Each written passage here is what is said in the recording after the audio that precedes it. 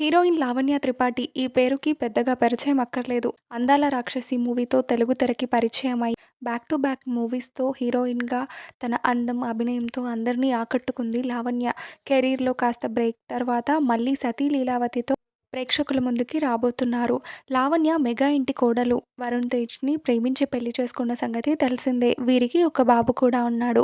Social మీడియాలో లావణ్య చాలా యాక్టివ్‌గా కనిపిస్తూ ఉంటుంది. తన ఫ్యామిలీ అండ్ ఫ్రెండ్స్‌కి సంబంధించిన బెస్ట్ మూమెంట్స్‌ని ఎప్పటికప్పుడు ఫ్యాన్స్‌తో షేర్ చేస్తూ ఉంటారు. లావణ్య పోస్ట్ చేసిన ఫోటోస్ అన్నీ నిమిషాల్లో వైరల్ అవుతూ ఉంటాయి. అయితే ఎప్పుడూ అందరితో సరదాగా ఉండే లావణ్య త్రిపాఠి ఈ మధ్య కాలంలో వేధింపులకు గురవుతున్నానంటూ పోలీసులను ఆశ్రయించారు. ఇన్‌స్టాగ్రామ్‌లో తనపై అసభ్యకరమైన పోస్టులు చేస్తున్నారని, తన ఫ్యామిలీని తనను దూషిస్తున్నారని, గత కొంతకాలంగా తనని వేధిస్తున్నారంటూ పోలీసులకి ఫిర్యాదు చేసింది లావణ్య.